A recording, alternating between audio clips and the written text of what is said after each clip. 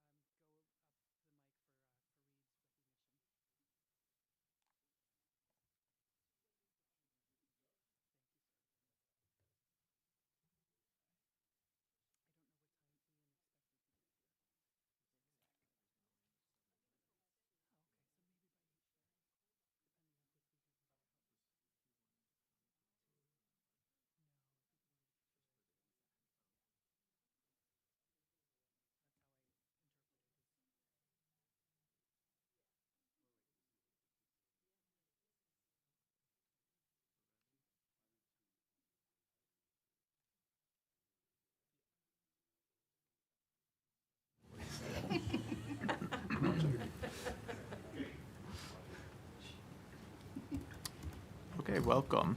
I would like to call to order the business meeting of the Pelham Board of Education of Wednesday, April 17th, 2024. Please stand for the Pledge of Allegiance. I pledge allegiance to the flag of the United States of America and to the republic for which it stands, one nation, under God, indivisible, with liberty and justice for all.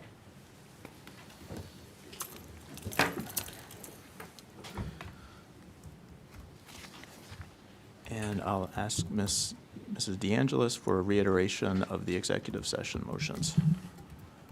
The board met in executive session to discuss the employment history of a particular person and to discuss collective negotiations of the civil service law.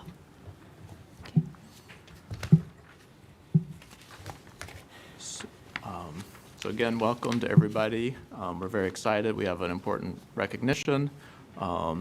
So happy for Principal Johnson.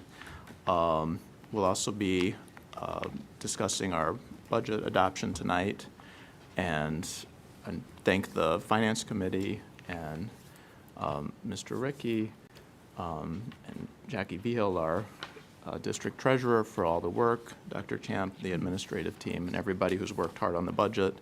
I know we've wrestled with finding the right balance between, well, balancing the budget, the costs, and the benefits to students, and making sure that we have a sustainable budget that is serves our educational mission and maintains the long-term financial sustainability of the district and protects the taxpayers. So next we have our approval of minutes. So I would accept a motion to approve items 3.1 and 3.2 as a consent agenda. So moved. Second. All in favor? Aye. Aye. Okay, the motion carries. And next brings us to 4.1, staff recognition. Okay, and I'm going to do that over from the podium. So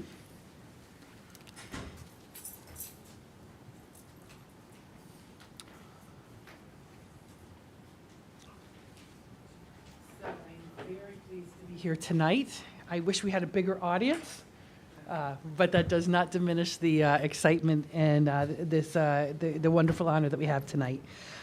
So shortly before spring recess, we were elated to learn that our Siwanoy School Principal, Mr. Fareed Johnson, was honored as the Elementary School Principal of the Year by the School Administrators Association of New York State. You may have even seen him on CBS News on Monday. That's been making its way around the interwebs. Really excited for all the opportunities that are coming from that. Fareed, I'm just invite you to come up here and join me while I do this. And I'm going to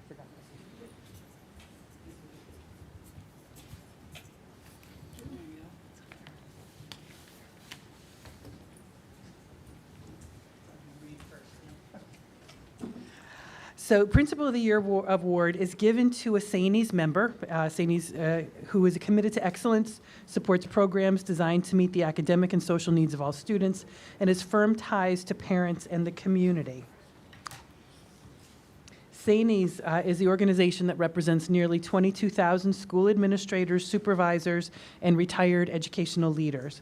As a professional association, SANES is committed to providing direction, service, and support to the membership in their efforts to improve the quality of education and leadership in New York State schools. SANES is affiliated with the National Association of Elementary School Principals and the National Association of Secondary School Principals. Fareed has done an incredible amount of work in a short amount of time. This is his 4th year with us in the district, and I'll be saying some nice things about him in about a month as we have our upcoming tenure meeting. In Fareed's time, he's brought a lot of different programs to bear that have really left his clear fingerprints on Siwanoy. Let me get to my notes. In particular, I just wanted to highlight a few of those, and we'll talk. I want to save some for when we meet next month. You may remember that Fareed was recognized earlier in this year and received the PTA Heroes in Education Award. He was a recipient of that award, nominated by his PTA, which is a significant accomplishment and honor as a former principal myself and those of us in the room who have done that work to be recognized by your PTA, for them to take that extra step of recognizing you on a larger level really is very meaningful, and that comes from those strong relationships that he's built with them. In his time at the school, just a few of the things that he's brought to, again, put that fingerprint on. One this year, and I know our PTA council has even said, hey, how do we do this district-wide?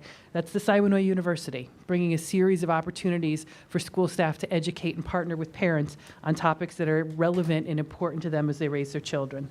He has each year now created the Upstander Gallery Walk to help students learn to put their character lessons into action.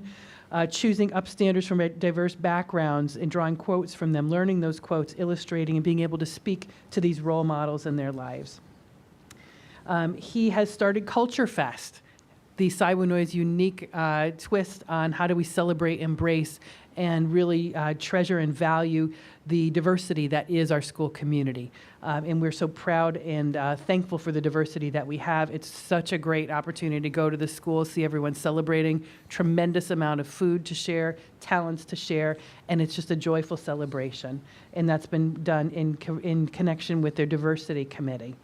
Another important effort that I was particularly thrilled about, because it's been something important to me, and I think it's something that our community values, and that's community service. So bringing the Siwanoy Serves initiative to Siwanoy, working in conjunction with the site-based team, where students, where there's different community service opportunities that are identified for each grade level, so that there's really a structured, programmed tradition of service that the students grow up with in their time coming through Siwanoy, which then fosters that life habit. And as we all know, as a district, we require our students to do 40 hours at the high school level of community service as a graduation requirement. So to tap into that early and often and train kids up in that is really been a wonderful thing that he has brought to Siwanoy.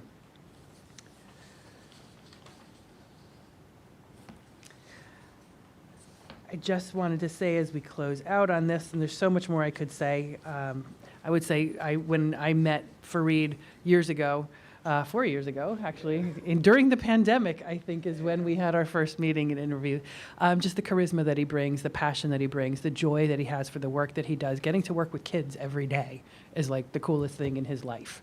And that really exudes from everything he does, and it pervades everything he does. So to be able to have him on our staff to bring that joy, to be the superhero to the kids, and to be the cheerleader for all that goes on at Siwanoy really has been wonderful. His charisma is not just at the surface level, though. His passion for working with children and his passion for making his school the best it can be, and helping to work side by side with his teachers, provide the support, the guidance, the leadership, and the challenge to them, too, has continued to help Siwanoy really be the amazing place that it has been, and now to bring some new elements to it that really are something that he and we can all be proud of. So on behalf of the Pelham Public Schools, we are also proud of you, Fareed. Since taking the reins at Siwanoy just a few years ago, you've proven yourself to be an energetic building leader who's fostered meaningful connections with students, staff, and families. I have always said that the administrators here in Pelham are the finest that I have ever had the opportunity to work with, and Fareed is yet one more addition to that fine, outstanding group of educational leaders. And just of note, probably important to know, Mr. Johnson has been active, and actually I think the board might be acting on one piece of this tonight. He has been active in education for himself for many, many years. He received his Bachelor's of Science and a Master's from Manhattanville College. It's where I also went for my doctorate. And he received a second Master's from Bank Street College, and Mr. Johnson's currently pursuing a Doctorate of Education in St. John's Fisher. So lifelong learner and committed to always making every day a better him. His theme. So every day a better you. So on behalf of the Pelham Public Schools, Mr. Johnson, congratulations on being selected the St. E's Elementary Principal of the Year.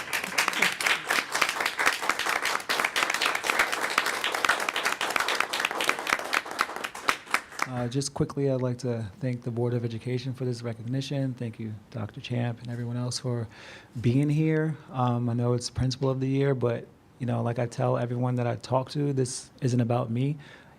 I do what I can for kids and I do it passionately, but this is about the teachers that helped get me here. This is about the parents that have challenged me over the years to make me a better person. This is about the people that have been above me.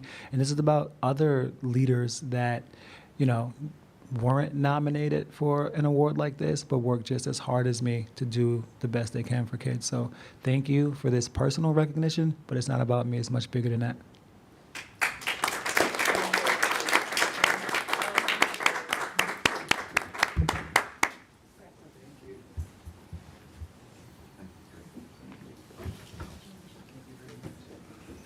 Thank you. Congratulations.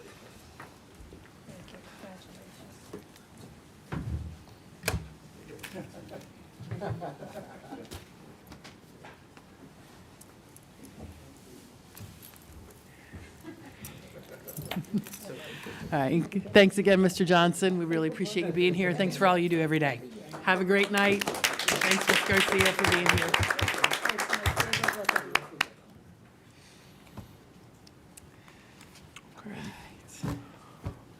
Nice way to start the evening. Yeah. I'm going to suggest we can move up public comment. If you'd like to come up to the microphone, just say your name and address.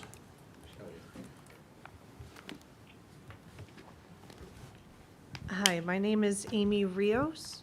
I live at 442 Second Avenue. Today I am representing Pelham Pack 8 as the Cub Master.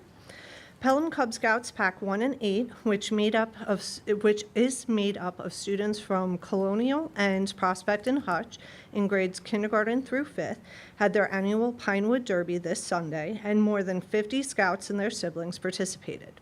We were grateful to be able to use the Colonial Gym for the day as a venue and understand that this entails hourly costs to pay a custodian to be there on the weekend day.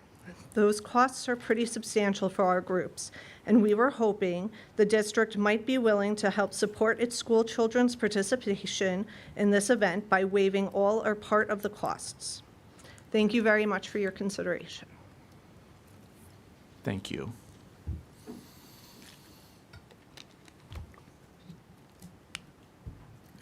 Okay. Let's move on. Superintendent's report. Sure.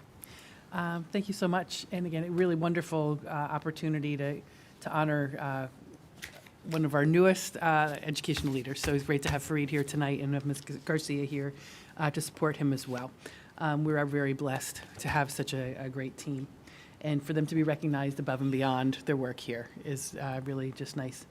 So very quickly, because I know we've got some budget discussion tonight, just wanted to, again, as Michael did as well, thank Jim and Jackie and the entire business office for the incredible work that they've done over the last large chunk of the year, especially the high time in the last couple months to put the budget together and help us with that work. Thanks to the administrative team, who also very thoughtful about prioritizing and putting together the building and departmental budgets. So we'll be talking more about that in a little bit. Just a couple announcements tonight for folks to keep in mind. Some things that are coming up and some things that have happened recently. We have on May 2nd, the Pelham community is invited to view a special Holocaust exhibit entitled Courage to Remember. That will be on display at the Pelham Memorial High School Blue Gym. That's on May 2nd. The exhibit will be on display from 5:30 to 7 and will be immediately followed by a lecture from Stephen Goldberg, Director of Education for the Holocaust and Human Rights Education Center in White Plains. He's an incredibly engaging speaker. I think he's an educator, retired educator, who's really passionate about this work. RSVs are requested for the lecture portion, and that can be completed on Parent Square. And thanks to Dr. Thompson for her work to set this up for this really incredibly important topic for us to keep in front of ourselves and our children. I want to share, I know Mr. Johnson already left, but I got to join, Alex Wolf and I got to go over and visit with Mr. Johnson and a team of volunteer PTA parents led under the leadership of Anna Simonson doing stormwater plantings. I know we've talking about stormwater. We've been talking about concrete and grayscape, I think. But she has been working with the PTA at Siwanoy with I'm probably going to get her title wrong, but a sustainable landscape scientist. And they put together a project where the Siwanoy fourth graders helped plant various shrubs and trees designed to help absorb excess water on the north end of the front of the school property. They learned different skills about how to plant, about the ways in which the plants are going to help with stormwater runoff, et cetera. And we'll be having a formal ribbon cutting on April 20th. And thanks to John Condon, John and Jim and I met over there several times to talk with them and brainstorm on the project. Those of you who know the property, if you're looking at the front of Siwanoy, all the way over to the right along the fence line, it always floods. There's a big run down the hill, ditch, and it floods anytime they get any kind of major storm. So that's exactly where they designed this new area with shrubbery that's designed, it's native plantings that will specifically help to aerate the soil and absorb some of the water to find a natural way to, even those small little efforts like that can accomplish a lot by way of reducing flooding and keeping pollution from flowing into the water systems, as she was educating the children on. So that was fun, and we got a beautiful day for that. Upcoming, we have the U.S. Army Field Band and Soldiers Chorus will be performing here over the Passover weekend. It'll be a free concert at 3 o'clock on Sunday at the middle school gym. So tickets are available on the Army Field Band website. Absolutely encourage folks, if you're in town, it is top-notch music. Please come and take the time. I think even one of our Pelham dads is in the band. And yep. So really excited to come support them. And then also on that same military theme, some of you may know that this is the month of the military child. And in conjunction with the New York State Education Department and the Commissioner of Education, we are celebrating April as the month of the military child. And to recognize this important community of military families, we are encouraging all staff and students to wear purple on Friday, April 26th. So please put that on your calendars. Looking forward to be participating in that and just recognizing and honoring the military family members, especially the children who attend our schools, and the staff who have family in the military, who make many sacrifices for the security and safety of our nation and those of us every day. So we're looking forward to honoring them. And finally, some student recognitions. And I was fortunate to be able to see the production this weekend, like many of you were as well. Congratulations to Sock and Buskin on their production of Into the Woods that was staged Friday, Saturday, Sunday. It was really, as usual, incredibly talented. Those of you who know the show know that sometimes high schools stop after the first act because it's cheery, happy, and short, but not Sock and Buskins. We delve into the full production, and 3 hours later, really outstanding work. So that was great. And we also this week received some recognitions from their prior production, Peter and the Starcatcher. So Best Ensemble in a Comedy, Best Comedy Production, both went to the show. And then Best Actor in a Comedy went to Andrew Scott and Taya Sinertia. And Best Supporting Actor in a Comedy went to Liam Ginsberg. So congratulations to all of these students. And this was for the Eastern Student Artists Guild Awards. So they'll be recognized at Manhattanville College coming up. So really proud of their work, and great date night. Keep saying that to anyone who will listen. Dinner at Sergio's, show by Sock and Buskin, can't beat it. So, thank you.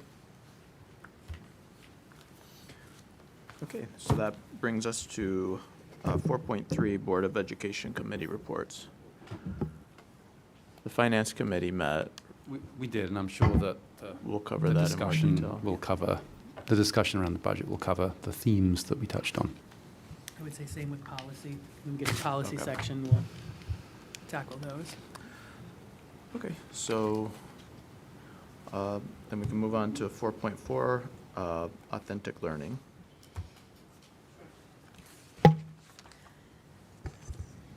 So last week, we did have the administration of the 3 to 8 ELA assessments, which was Pelham's first adventure with computer-based testing. I'm pleased to report that we were very successful in that administration.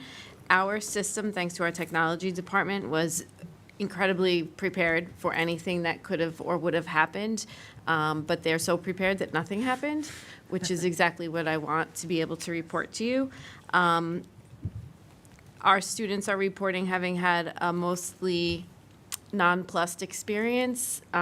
Interestingly, the younger students feel like it was less of anything to talk about, whereas our older students who are perhaps, like some of us, less digital natives, maybe more than we are, preferred to have the scrap paper to write on and then transfer onto the computer. But again, there was not a big issue around it at all.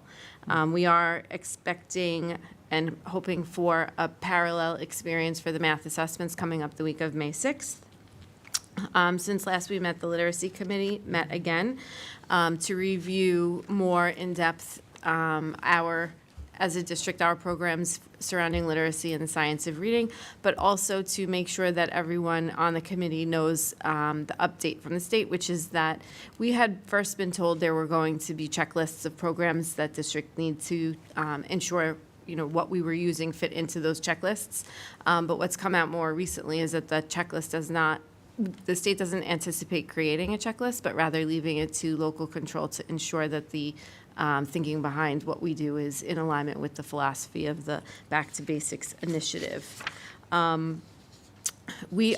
they were going to make a checklist, That's right. but the checklist is no Not checklist. going to be made. Which is what it is. But does also, I think the thinking behind it is, the thinking behind the Back to Basics initiative is to ensure that the reading and the literacy instruction that's happening across the state is in alignment with what's most recently understood from research around the science of reading. And we have been doing an in-depth analysis of what it is that we provide for our kids. And as I reported at the beginning, I want to reiterate, we're in good shape. Checklist or no checklist, one of the things that I know about Pelham is that our standards are much higher than compliance level at the state, so it's not something that we would have needed to be concerned with anyway. That being said, of course, we're always looking to improve and provide better services to kids. So that is something that the Literacy Committee is continuing to do.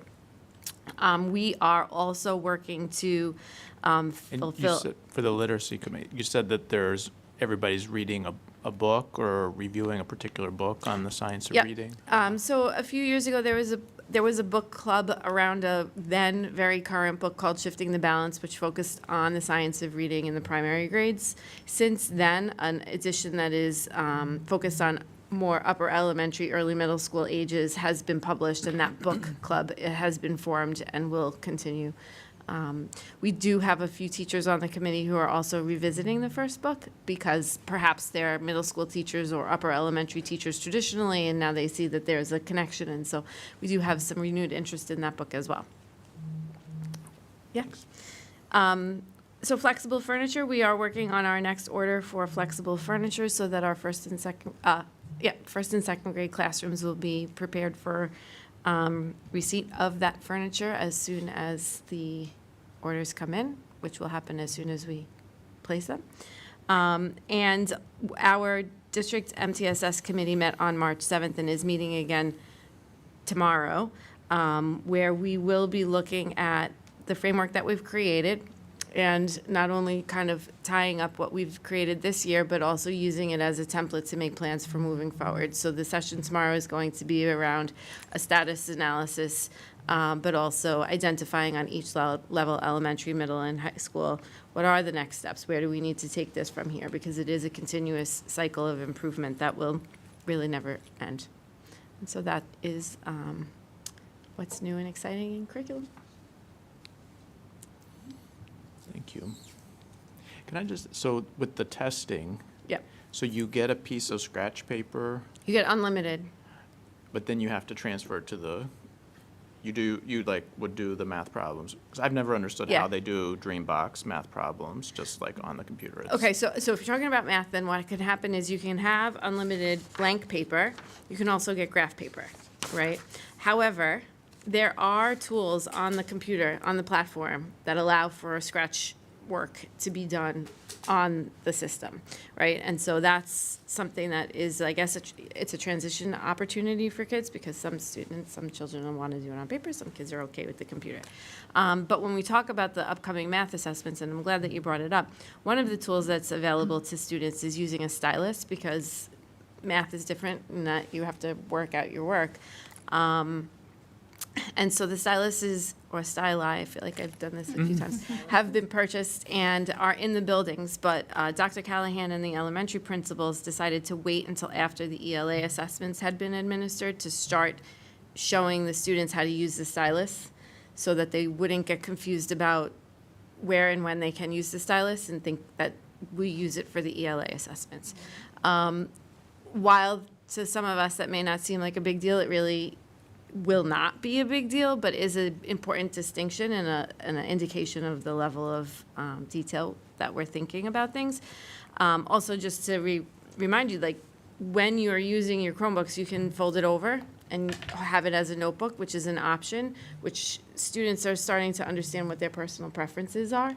So you may have some students in the same classroom who want to use the scratch paper, some others who want to keep their Chromebook like this, but work on the screen in this way, and still others who want to tent it, which looks like, well, I can't do it with this one, but you know what a tent looks like, and still others that want to pull it completely to the other side and use the whole thing as if it's a pad. And so that's where we are right now with them, to make sure that everybody's ready, because we will be doing CBT testing in 3 to 8. So with ELA, it was 5 through 8. With math, we're doing 3 through 8.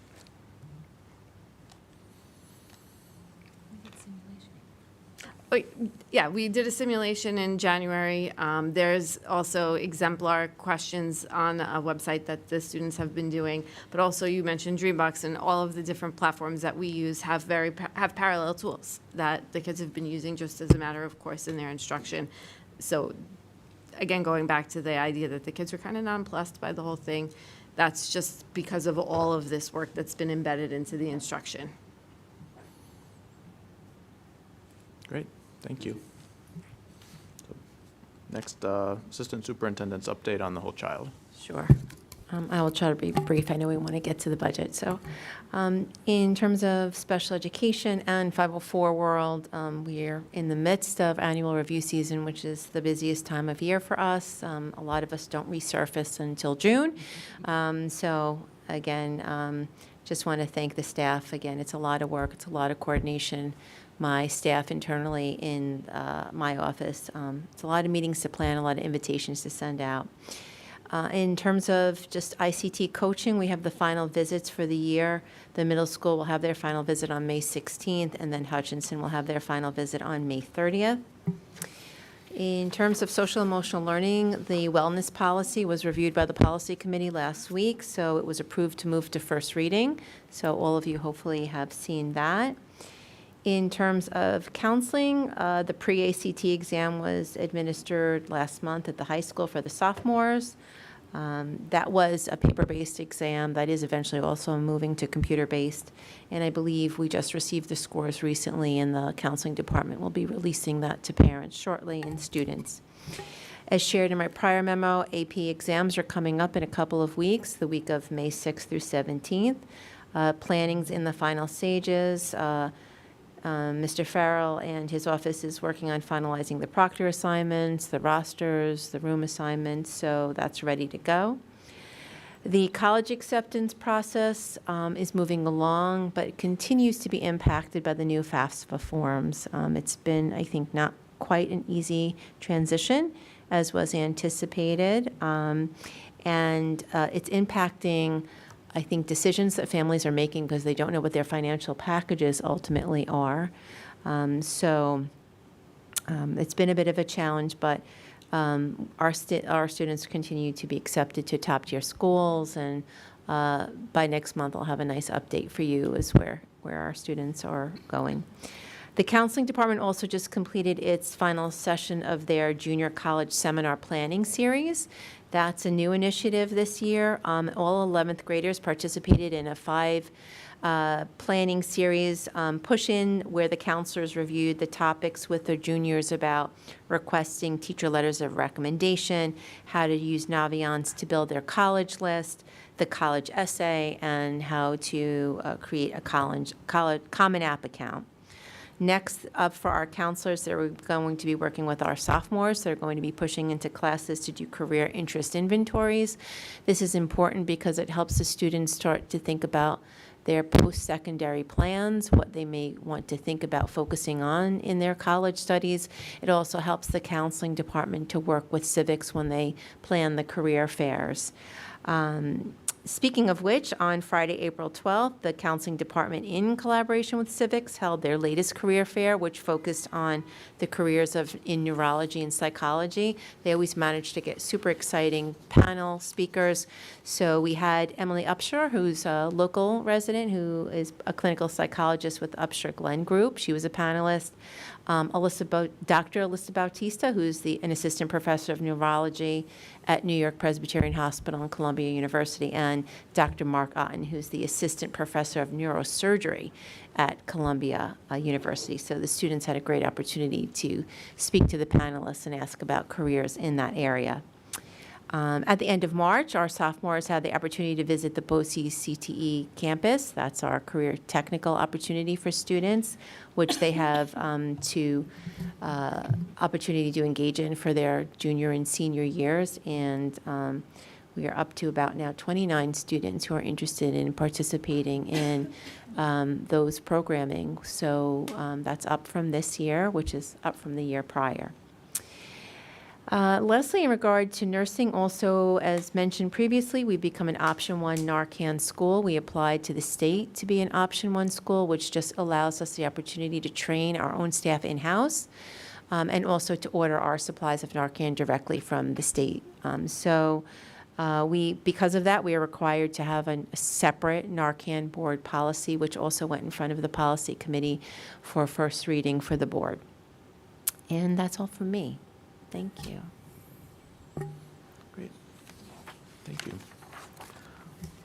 Then next, we have Executive Director's update on human resources and learning. Yes. Good evening. So as you know, the preparation for the 2024-25 school year is in full force. We do have interviews and searches going on for staff members, and we know our leadership team is doing a great job of vetting through some excellent candidates we have for those positions. Of course, some of those positions are contingent upon the budget. With that, also looking at leave replacements, which do make up a bulk of some of the hiring that we are doing recently. You'll see on the agenda in Schedule A, with the shift in leadership primarily at the middle school in the short term, right, for the rest of the school year. Ms. Sabia is going out on leave, so then we do have this shift with Mr. Llewellyn being the acting principal, and then also Maria Thompson becoming the acting assistant principal.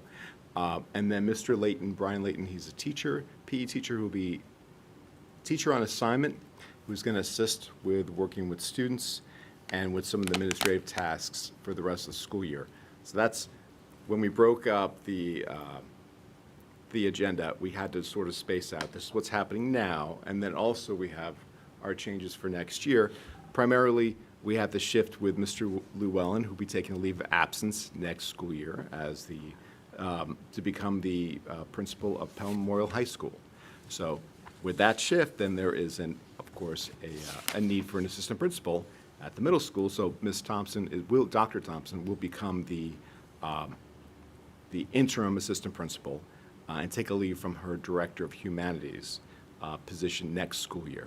So that will also leave a Director of Humanities leave replacement position, which we'll be talking about staffing and posting for that relatively soon. So you'll see that in the agenda. You'll also see in the agenda there'll be 2 memorandums of agreement, one with the Administrative Association and the Teachers Association, to support that work for Mr. Layton, also with Dr. Thompson. So just wanted to sort of outline those because it does get a little complicated. You'll also see another agenda item in the business portion with item 6.14, which is a budget transfer, and that is to fund school leadership as they search for the next assistant superintendent, as you're well aware. So that is transferred, that money is transferred into one of the lines which I oversee. Is there any questions about that? Lastly, just in terms of the budget, it's not just with New York State identifying the aid for schools and tax receipts and so forth and so on. There's also, they put in some educational pieces into it. So we're anticipating that there may be a change to the annual professional performance review for teachers and principals next year. That's the word on the street. Again, we won't know the final items which will be added to it, but apparently there'll be more local control, which is great for school districts in terms of evaluating teachers and also principals. There will be, I think, a complex nature to it because there'll be a lot of items which will have to be negotiated with the units, which if the past APPR, there were certain items that were negotiated and certain items that were not. So that's going to be, we don't know what that's going to look like, but apparently there will be an 8-year transition period. So it's going to give school districts a lot of time to sort this out. So I'm sure there'll be more information upcoming. One thing that kind of gave us a little pause, usually if there's a professional who needs some more support, it could be a teacher improvement plan that's established or a principal improvement plan. But one thing that caught our eye, or my eye in particular, is that this new regulation or this new APPR may be stating that all educators would need to have their own professional growth plans. So we're not sure what that looks like. It sounds great. I'm hoping that the different applications like My Learning Plan that we have, where teachers keep track of all their professional learning, would be helpful for it. But we just don't know what that looks like. So we're very curious about that. So as more budget information comes from the state, we'll update you on that. Thank you. Okay. And that brings us to Assistant Superintendent's update on finance and facilities. Hi, good evening, and thank you. As we know, this evening is the time for budget adoption. Certainly want to take a moment and thank the board, the finance committee, colleagues, and certainly folks in the business office and community members who've all been part of this budgeting process. We think about it, it started back in October, at the end of October, where the board provided some guidance. The superintendent first launched the preliminary budget then in early February.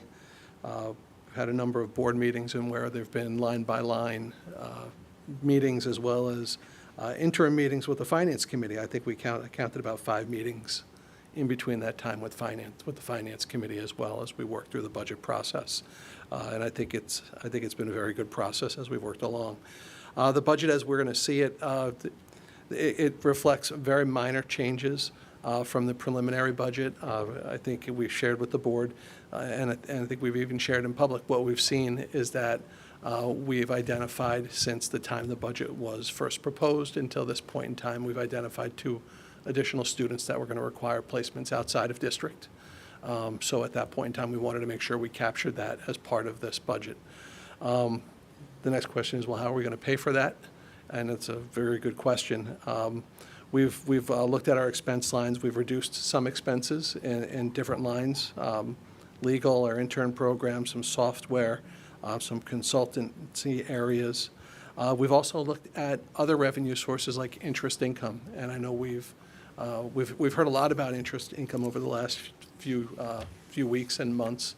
Really, what's happening on the national stage? We've had inflation. We know the Fed has increased interest rates. The result of that has provided additional revenue to the district. But we also know the Fed's long-term plan is to bring that interest rate down. When we originally looked at this budget, I think we originally thought that the reduction was going to happen a lot sooner. And then some information that's become available through the Fed and some economic news has shared that we think it's going to, directionally, we're still going to see it go down, but maybe just not as quickly as we originally envisioned it. So the recommendation is to increase our interest income by $150,000, but certainly knowing that that may not be there in the following year because, again, if the economic news starts to deliver what the Fed is hoping with the interest rates, we should expect those interest rates to drop in the future and in the long term. I don't think we're going to see near zero rates, what we saw in the past, but I think the Fed wants to get to a more comfortable rate. And then we looked at our refund to prior year expenditures numbers. We kind of looked at that as a 3-year average, and based on that, we felt that we could reasonably increase that by about $30,000. So the combination of those two is about a $180,000 increase, and we find the revenue adjustments that we're recommending of $180,000 as well between those two. And I know Dr. Champlin, we've got a PowerPoint for a little bit more information on the overall budget when we get to that budget item. After the board takes action on the budget this evening, tomorrow, within 24 hours of the meeting, we have to submit a property tax report card, so that's another item that's on the agenda this evening. We'll report that through New York State, the financial system. And then also on the board agenda this evening, we have the awards and renewals of different bids that we've put out mainly for our facilities department. And then, as we look forward to this, let me jump back to the budget. We don't have a state budget yet. I apologize for that. We heard today. Not your fault. Not my fault, right? For not mentioning it earlier. Good point. For the second time this week, the governor has stated that they have an agreement in principle. So hopefully it doesn't take 8 years to get this budget, like some of the rollouts of what we're potentially hearing about. Once we have that information, we'll share that with the boards. We have heard that they're looking at a restoration of the Save Harmless dollars. We were not really impacted by that, so how Pelham is going to be impacted, we're still waiting to see, and we really haven't gotten any indications either way, but we'll share that with you. And lastly, I know this evening we had we had a representative from Scouts come and shared with the board a request, and facilities falls under my functional area. We have a facilities use policy. We have a facilities use schedule of payments.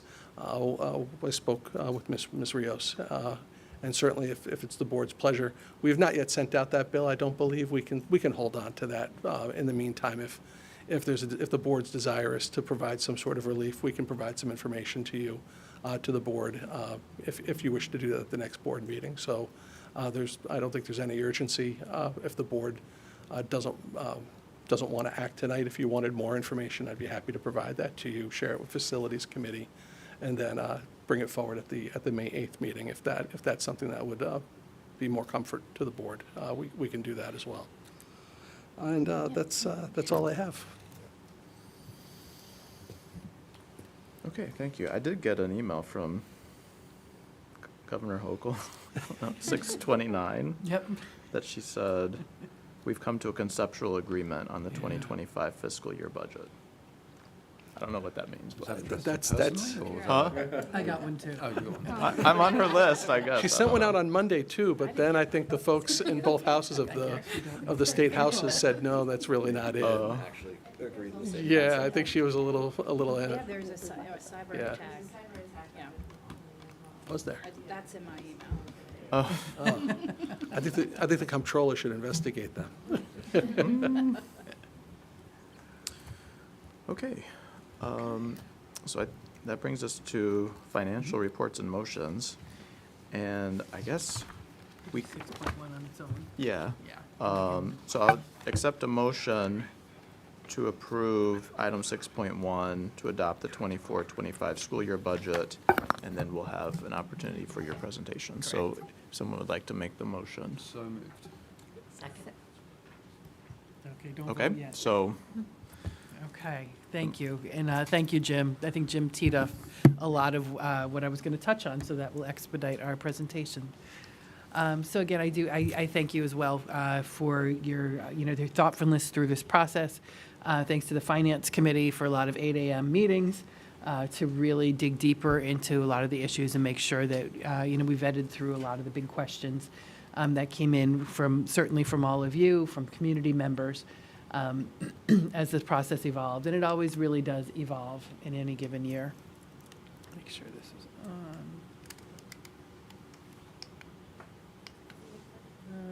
I can just go over there if it doesn't. It should work. Batteries problem. All right, let me go over. Yeah, it's all right. Probably my location.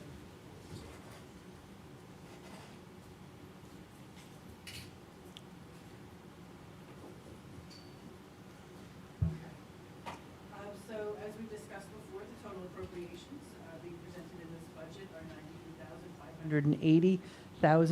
$93,580,000, with a budget-to-budget increase of 2.8% and a levy increase proposed tonight of 2.68%. You may remember from our initial presentation, the budget-to-budget was 2.68, matched to the levy, but that increase is due to, as Jim mentioned, some of the ins and outs that have occurred since the initial presentation, most notably the addition of 2 out-of-district placements for special education.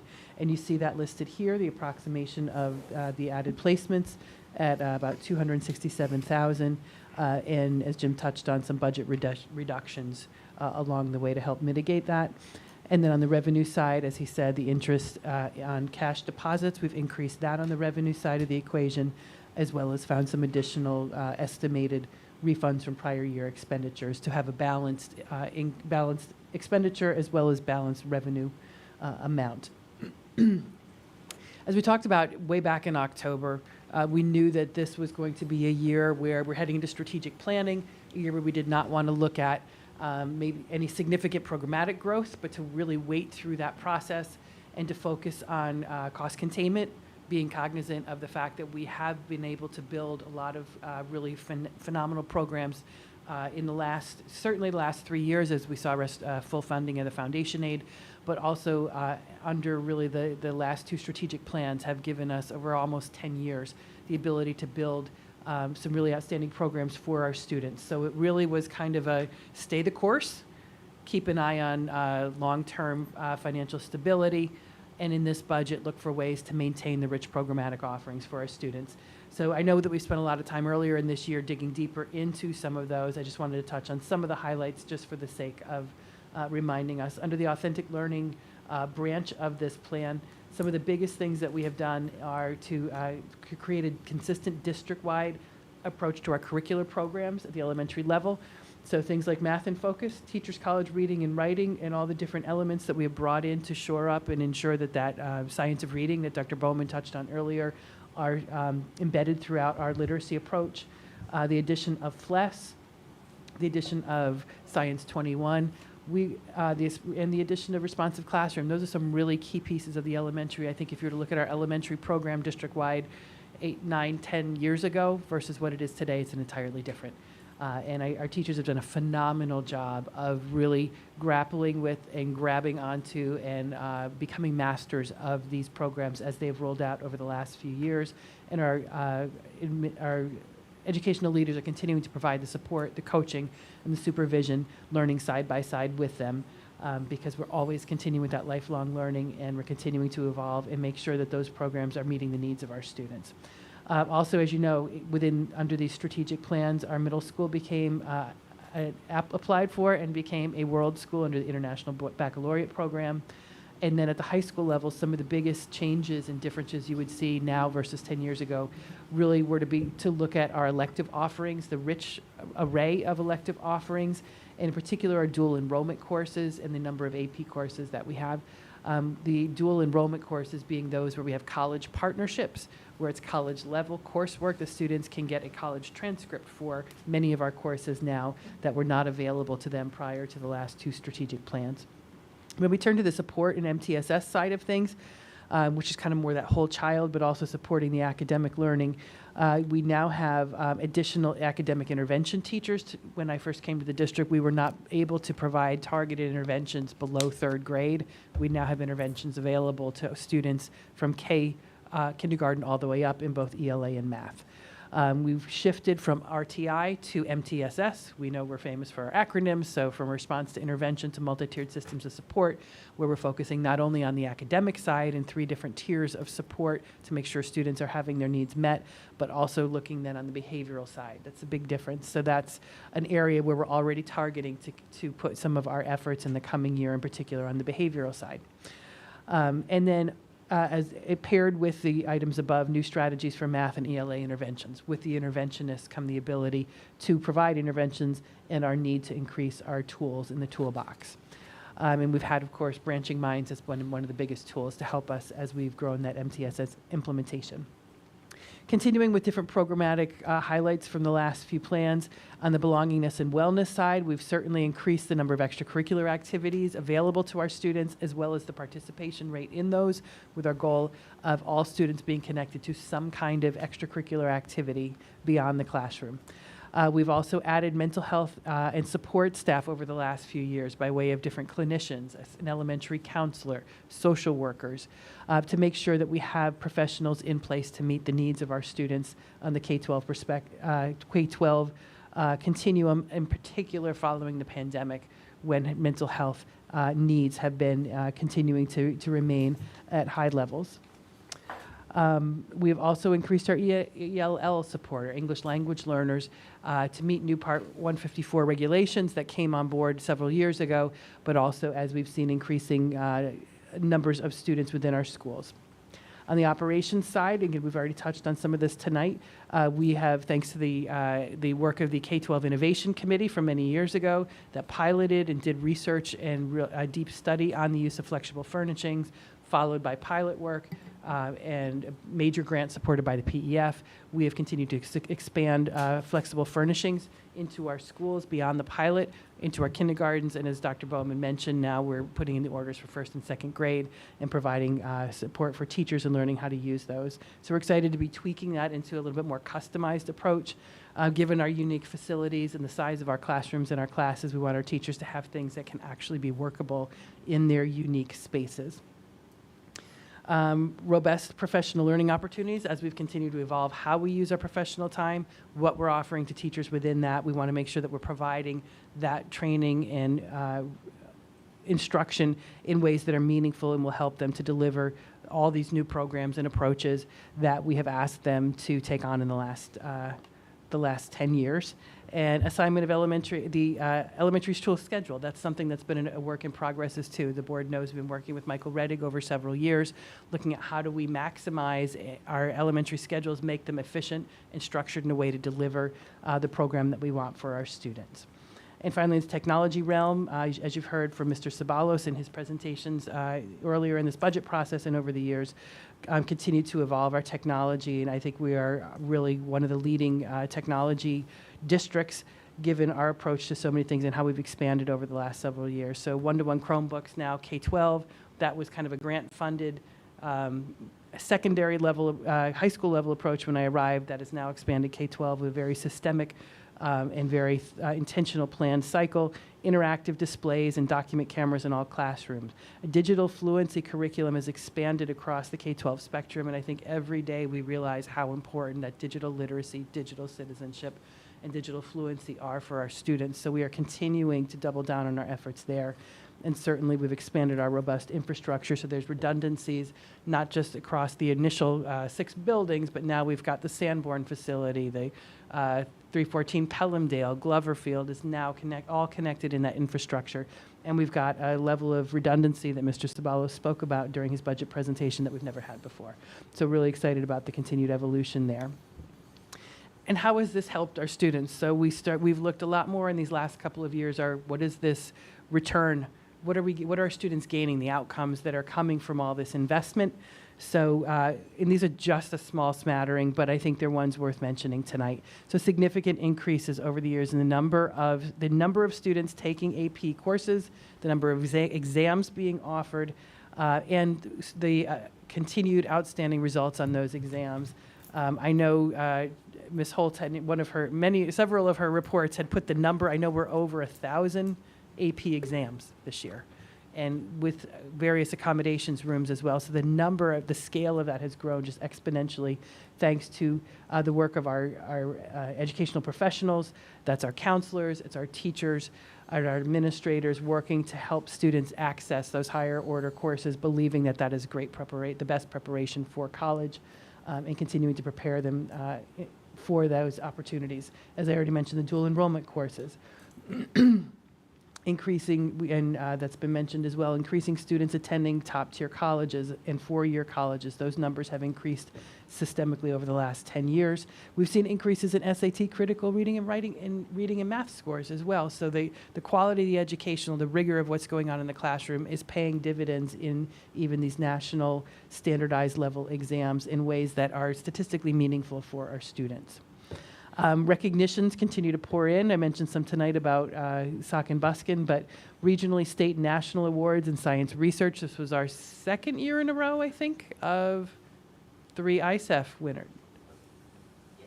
Yes, which is the maximum any school can send.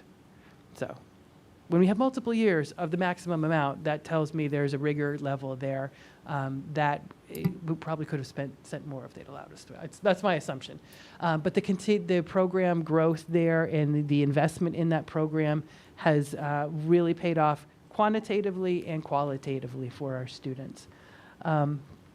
And we'll be honoring those students before this year is out, before the school year is out. We continue to have, with our second presidential scholar recognized this year as well. Forensic debate team continues to deliver. Our arts program is recognized locally and regionally. Athletics, we continue to excel. We've expanded programs, expanded number of teams, expanded enrollment, and they continue to excel at top levels. Our yearbooks and newspaper continue to win awards. So we continue to be producing really some excellent work for our students and putting them on a stage where their work is recognized. And this year, of course, some of our biggest recognitions, Colonial School being recognized as selected as a U.S. Department of Education Blue Ribbon School, which is incredible national recognition that we are so proud of. Mr. Johnson, as we mentioned earlier, recognized at the state level as Principal of the Year. And all 6 of our schools this year, it's the first time that I recall getting this notification, all 6 schools being recognized by U.S. News and World Report for being in those top schools. So we have a lot to be proud of. We've invested a lot over the years. It's been a lot of hard work. What was already a great district is continuing to find new ways to excel and to shine and to put ourselves on the map. So in this budget, as we said before, this was not a growth year. This was a year to invest in maintaining and shoring up long-term financial sustainability, cost control, but also continue to deliver on that program that we have built. So this budget that the board is being asked to adopt tonight, and again, as Jim says, prior to this is my budget. Tonight, this becomes your budget. So we're asking you to adopt a budget tonight that we believe sustains the rich program offerings that have led to these outcomes for our students.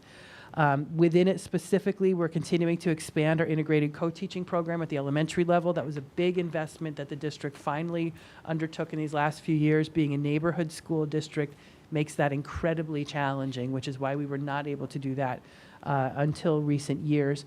It is an investment. And that's something that, again, where your heart is, there your treasure is.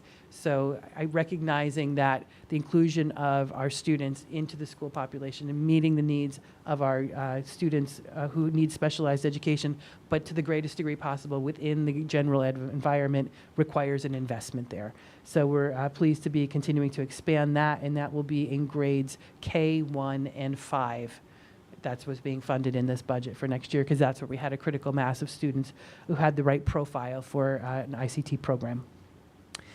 This also maintains our elementary class sizes at or below board guidelines. And while we haven't formally changed those numbers, as I've shared with the board, and I will share as part of this, our goal this year is to keep the class sizes lower, in particular in kindergarten and first grade in the coming year. In the past, we'd used 23 as our number. We're going to do everything we can to not get to that level this year, so we're looking a little bit lower. And with the goal of investing early to try to make sure that there's more attention to the students by the teachers, smaller numbers, so they can get a stronger foundation as they move into the upper grades. In this budget, we continue to refresh the Chromebooks at grades 5 and 8, so students carry them with them for those 4 years with intentionality and sustainable funding. We're continuing to support Branching Minds and DataViz, which have given us more tools to look at data and analytics so that we can help make sure that we are meeting the needs of all students and finding interesting and important patterns, and to see how our investments are making a difference, and to see where we might need to continue to redirect resources as we go forward. I already mentioned the flexible furnishing, and we're continuing to provide that free and appropriate education for all students. And I think that's been one of the biggest drivers in this budget, is the continued investment in that. So just as a quick summary, this is really the summary of the changes in this budget from prior year, both on the revenue and the expenditure side. So you can see what some of the biggest drivers are on both sides. So as always, property taxes, that generally represents now about 75 to 77% of our budget. Prior years, that was closer to 80, 85%. Because we were underfunded with foundation aid. And as we've talked about, we've advocated for that. Over the last 3 years, the state has fully funded that formula for the district. As Jim mentioned, we were not impacted negatively on foundation aid this year. 45% of the state was. We were not. So we did see an increase there in just over $500,000 in state aid. I should mention the property taxes, the revenue source there. The budget that is being proposed is a cap compliant budget. And so that the levy increase that will bring $1.8 million in property taxes as a revenue source for this budget. I've already talked about state aid.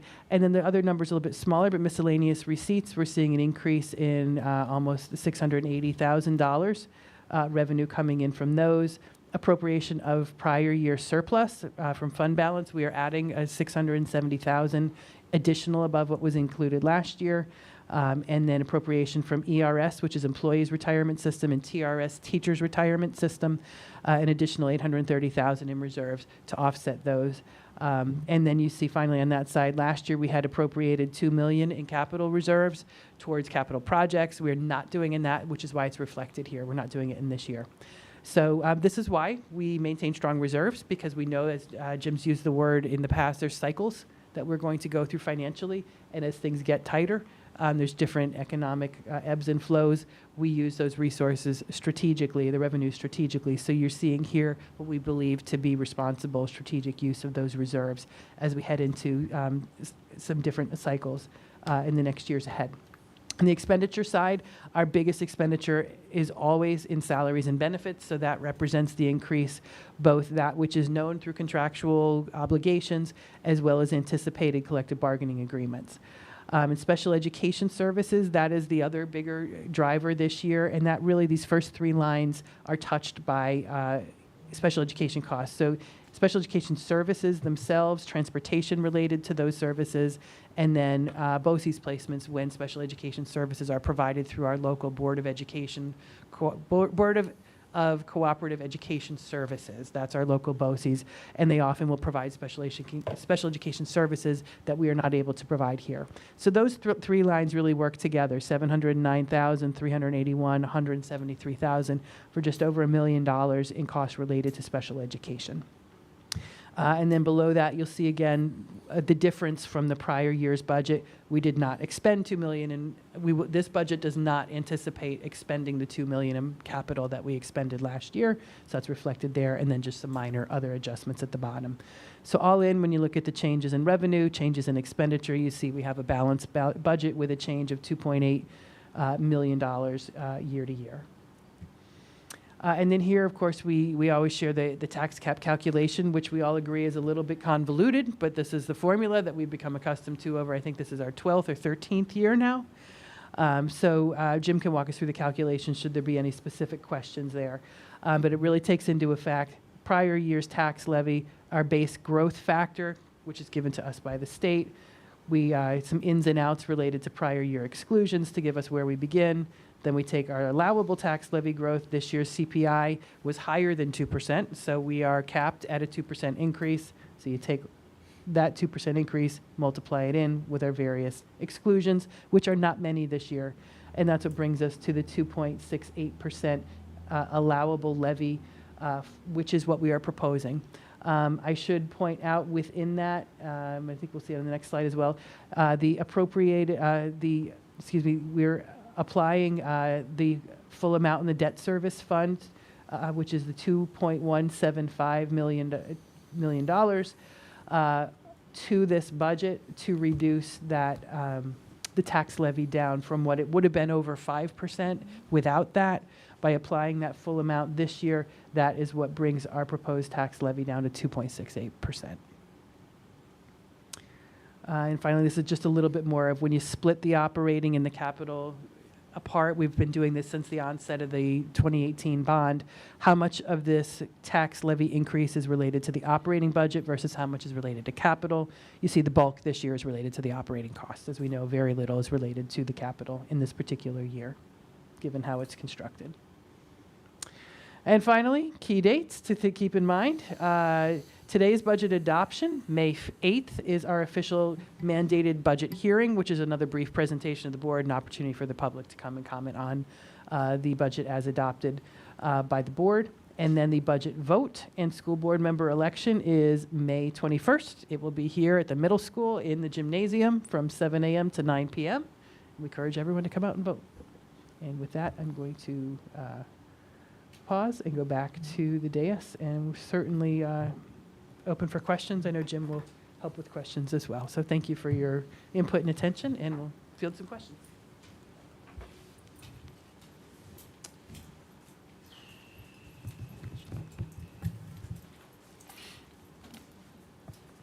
And Dr. Champ, just to add to your point as well, there's that other ballot item on the agenda this year, which would be using the capital reserve for fields to replace the turf on the Glover field, that the original Glover turf field, which is the football field that's inside the track.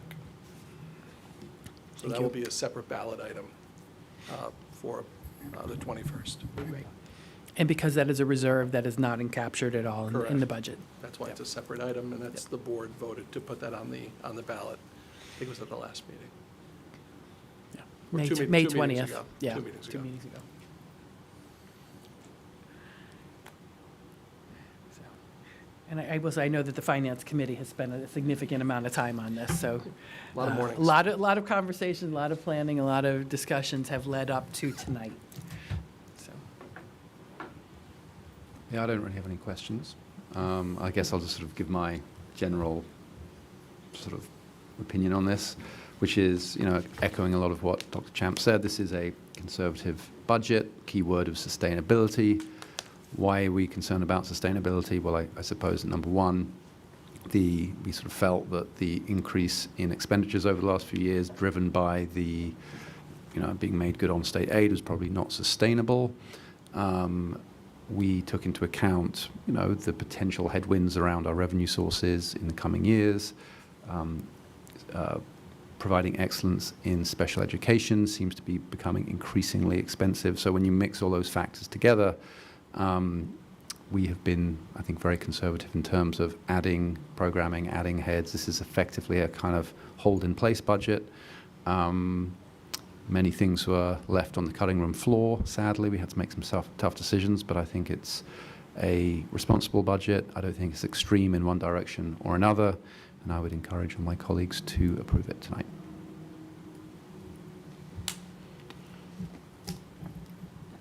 I agree, and I'll just reiterate that even though it's a current services budget, where we're holding things steady, as Dr. Champ showed us, there's still, the programming is preserved for excellence in education. And as we move through the strategic plan, we'll be in a good spot to prioritize programming and investment through the strategic plan.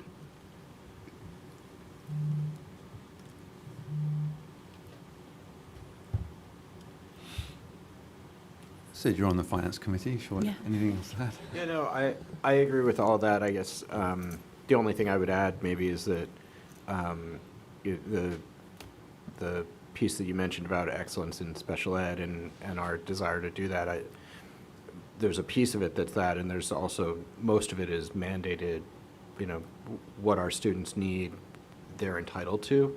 And so that cost is a difficult one to manage because it's not optional. Yeah. Right.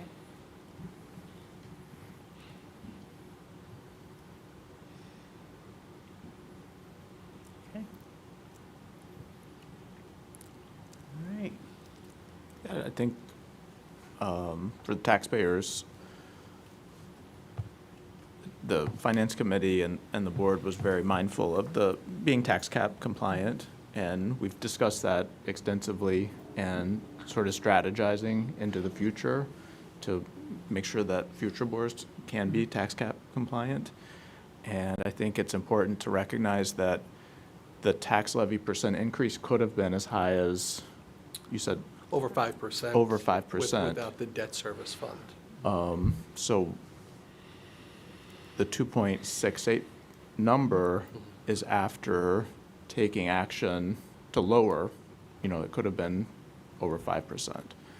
So I think a lot of thought has gone into balancing, providing the excellent education with our excellent staff and faculty that's been recognized so highly throughout the state, and maintaining sustainability. So, yeah, I think great job. And I also think one thing that went well this year is, and I thank you to Dr. Champ and to Jim Rickey for collaborating on this, is, when we agreed to give directional guidance back in October, rather than reacting to something in February, I think that was just in terms of process and general kind of in terms of making it a productive sort of journey to the budget, I think that was a really good improvement, and we should continue to do that every year. Yeah, and I was going to echo that as well, because I think, from where Jim and I sat, they gave us, and the whole administrative team, we were all here, we all heard it, we conveyed it back to the administrative team, and it gave us a clear direction of where to go. And we had to hold each other accountable for some of that at times. But it was very helpful. So I would welcome, as I know we added that to the calendar. It was our first time around, and I would encourage us to keep that up, because that just gives us a clear picture and clarity. What is it? Clear is kind. Dr. Bowman reminds me from the words of Brene Brown all the time, clear is kind, and it was really helpful to us. So thank you. So whoever's idea that was, nicely done. I can't remember who suggested. Well, I will say the policy committee did update the budget development Yes. policy Yes. last year Yep. to add some Yes. language about the Strategic calendar, direction. the calendar Yep. and that, so. I think that's a modest way of saying you're taking credit for Well, it. I was the chair of the policy committee. Great. Okay. So we need a vote. Yeah, all in favor? This is to vote to approve adopt the 24-25 school year budget. So all in favor? Do we need a motion? We We took already the had a motion. Motion, okay. Yeah. Yep. Okay, Mhm. great. All in favor? Aye. Any opposed? Any abstentions? No, the motion carries. All right. Thank you. Unanimously. Thank you. Thank you, Jim. See everybody again. One more stop. Okay. I think, We can do the rest of the motions, business together, and go on to policy. yeah, so this, okay, so I would accept a motion to approve 6.2 through 6.16 as a consent agenda. So moved. Second. Okay. Any other comments, questions? You just see we have a lot of renewal and awards for bids for goods and services. As you'll see, most frequently with some of our vendors, it's a 0% renewal. On few, it's 4.12. That's the allowable CPI established for us. But I think that's one or two instances. Most other instances, we see 0% increase year over year. And we only recommend this with vendors that we're satisfied with their services and their quality. Jim, can you just remind me what the property tax report card is? It looks like Yes. a sort of formality, but I just can't remember what It it is or is. who needs it. Thank you. It's a form we have to fill out, and the homeowners will see it. And it's something that we've got to, now that the board has passed the budget, within 24 hours, we need to submit this information to the state. And it provides an overview of what the budget is, of the 23-24 budget, as well as the now proposed 24-25 budget. And then it also provides a schedule of the reserve funds that the district has, The balance as of 3/31/24, the estimated balance of 6/30/24 this year, and if there's any intended use of those reserves in the upcoming year. And it's a compliance document, but it's very informative. It provides greater visibility for everybody on the budget.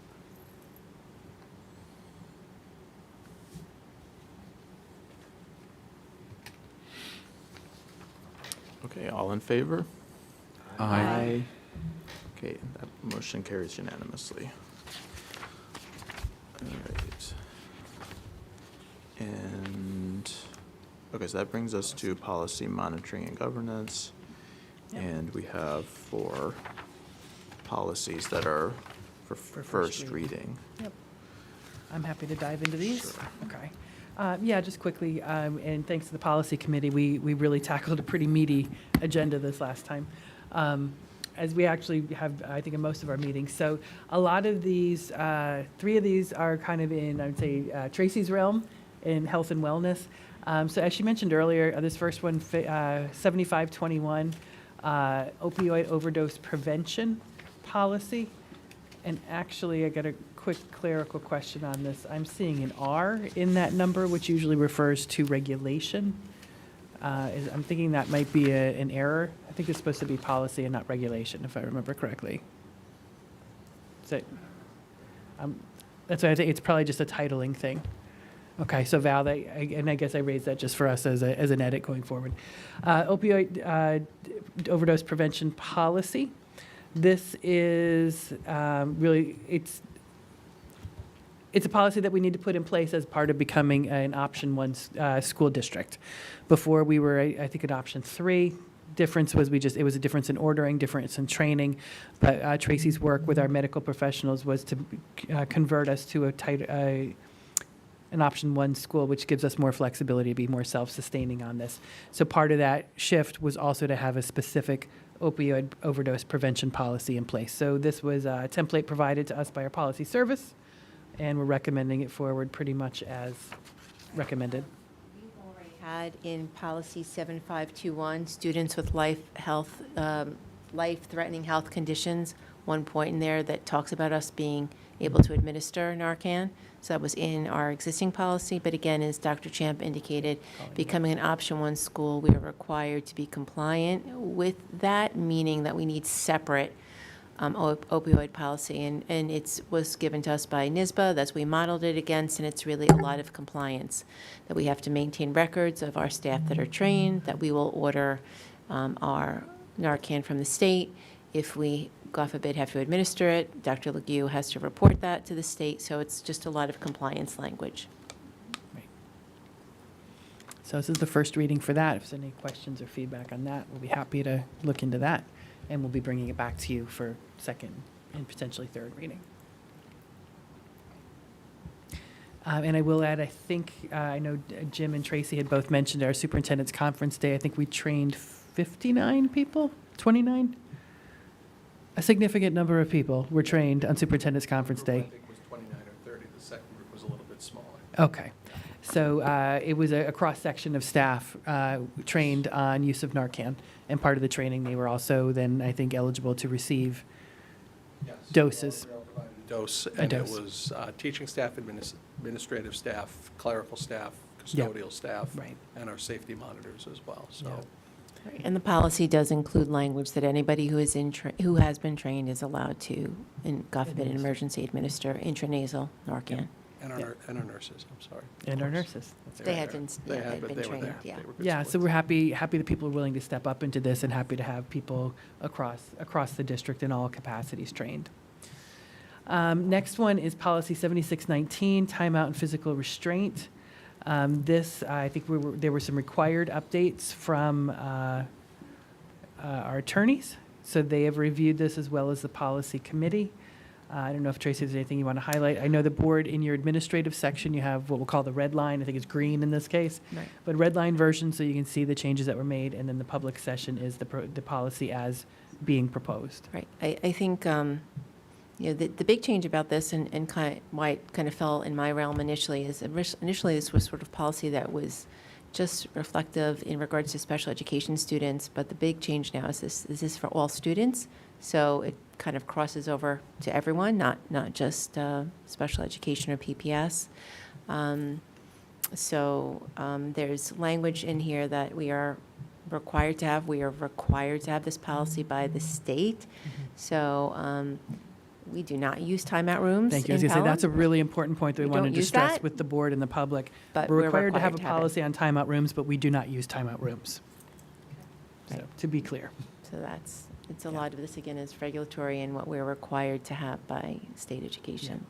And I will, to also highlight that Tracy and Greg Lau, our secondary supervisor at special education, are both trained in CPI, which I don't remember what it stands for. Crisis prevention intervention. Thank you. Crisis Prevention Intervention, which has both verbal de-escalation strategies and physical restraint strategies. So they are trained as trainers and train particular staff members in those techniques. But it's a very limited number of individuals because we generally do not want people putting their hands on children. So those who need to, by way of their job responsibility, which again is mostly in the special education realm with particular populations, are being trained, have been trained, are being trained by Tracy and Greg. So thank you for the training. Thank you for getting certified to do that and making that available. But again, just want to make that clear. It's a very limited number of staff. Anyone who has not received that training, we're working, and will continue to work to make clear who this policy applies to with that permission and where it does not. I do have a question. From a safety perspective, let's say there's something happening in the school and a child needs to be restrained. God forbid there's, some of these things you hear about, shooting, stabbings. Would anyone then be allowed? Because that's kind of falls into a different realm. Yeah, I think if you, an example of if you see a student running into traffic, Okay. you could prevent that imminent threat, Yeah. that That's the word I was looking for. imminent danger anyway. Okay. But again, I think what Tracy's talking about is something different than that. But we certainly don't want something like that to happen. Yeah. And just on, because we talked a little bit about training, but the policy includes all staff will receive some training, not in the use of timeout rooms or restraint, but basically on the district, well, it says the district's policies and procedures on the use of timeout and physical restraint. Correct. In So order we're to trained on the understand policy. that unless you are Right. specifically Correct. authorized and trained, you are not to use Correct. physical restraint. Yeah. So we are, we've already talked about this just as recently as Monday. We already have, but we'll continue to update and maintain a list of what are the policies that are required to be provided to all staff or that they're to be trained on. And given that there's updates on something like this, we will be asking principals to train on, to make sure that their staff are presented with this at like their opening faculty meetings, any of the policies that they're required to be aware of, that they're made aware of them according to the policy. So one thing I will add through Dr. Garcia's office, too many policies refer to required trainings, whether it's sexual harassment, Title IX, DASA, things like that. We also have compliance training through the GCN, General Compliance Network? Global Compliance Network. Training that in addition for those required policies as well. So training in the faculty meetings by the principals themselves or relevant support staff, like our nurses will train on use of EpiPens, things like that, but also through GCN. And part of the training for child abuse in an educational setting will Touch on state, this, what yes. is appropriate, Yep. right? It doesn't get specific about physical restraint, but it does outline what is constituted as child abuse. Correct. Which would also involve like physical force. Yep. And anytime there's an update from the state with any of these trainings or any of these regulations, groups like the Global Compliance Network will provide resources and little modules and video modules for everyone to watch. That list never gets smaller, right? I know that's a complaint from some of the staff, but there's always something new.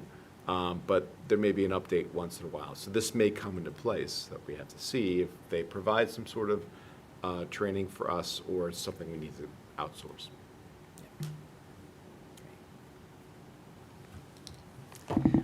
Okay. Next one, 1640, absentee ballots. This is a good example of something that came to us from the Policy Service. And this was an opportunity and the need to update our absentee ballot policy, predominantly because the state added early voting as an option this year. So that was one of our main updates there. So we, again, worked with the attorneys on that to make sure that we were in compliance. And the main changes, I just want to get to my downloads. Really the changes that we're looking at there. There were some adjustments as well to military ballots. So this was really done to align with the current state regulations that apply to education law. And I know one of the questions that we got and discussed had to do with folks assisting with absentee ballots. Westchester County Board of Education has a limit of that any individual can only bring 5 absentee ballots on behalf of someone else. We do not have that limit that in the Westchester County Board of Education. Board of Elections is governed separately, so our council has advised that that does not apply to us. But I know Val is being meticulous about everything and anything related to the election, as Pauline was before her, Millie was before her, Stevie was before her. So we wanted to have this ballot, this policy updated to make, just to make sure that we've got all of our Ts crossed and Is dotted heading into our election season.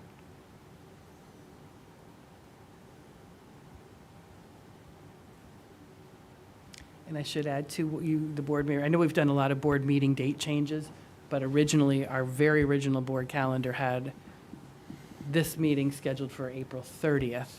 We had to move that up because of changes to the military ballot timelines. So that, you know, those kinds of things are all wrapped within here.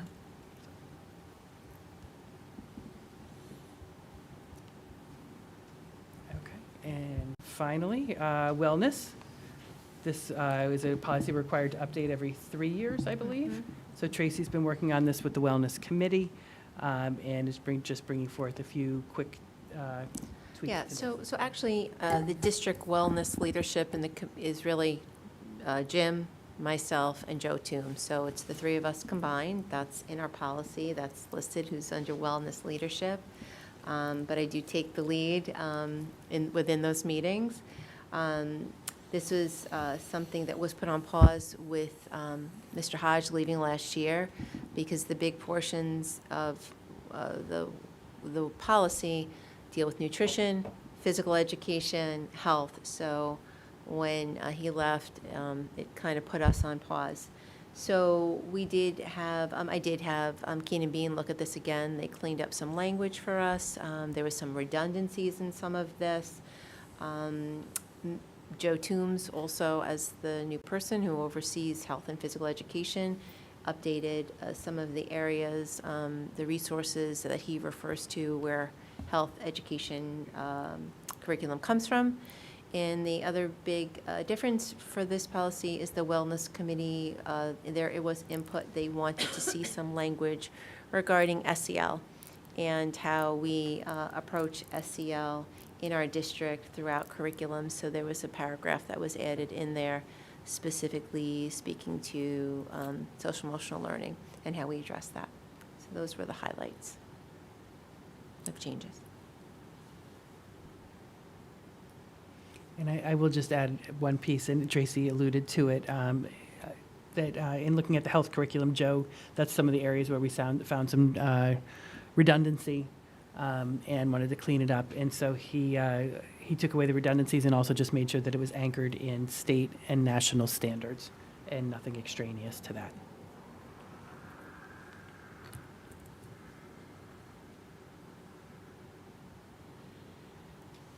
Okay, and that's our first reading of those. So if you, any questions or feedback on those, let us know, and we'll be bringing those back next time. So thanks to the Policy Committee for that. Okay, so we can move on to Superintendent's personnel recommendations. And I think we can do, Excuse me, Val, what's your question? The second reading will be our next meeting. Yep, we'll move Yeah. those to second reading.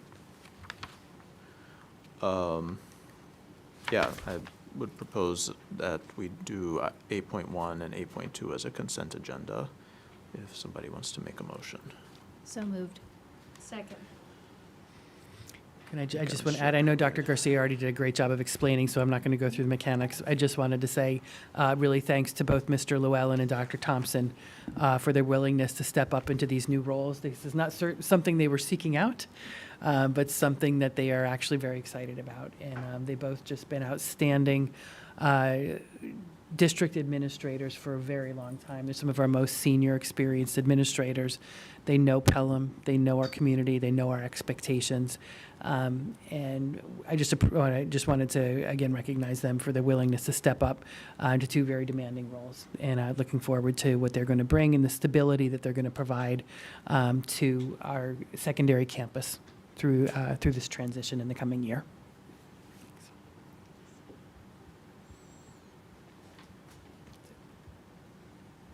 Okay, all in favor? Aye. Aye. Okay, motion carries unanimously. And next, I'd accept a motion to approve Schedule D. So moved. Second. All in favor? Aye. Okay, the motion carries unanimously. Any new business? Nope. Okay, and then I would accept a motion to adjourn into executive session. Second. All in favor? Aye. Aye. Okay, motion carries unanimously. Okay, thank you all.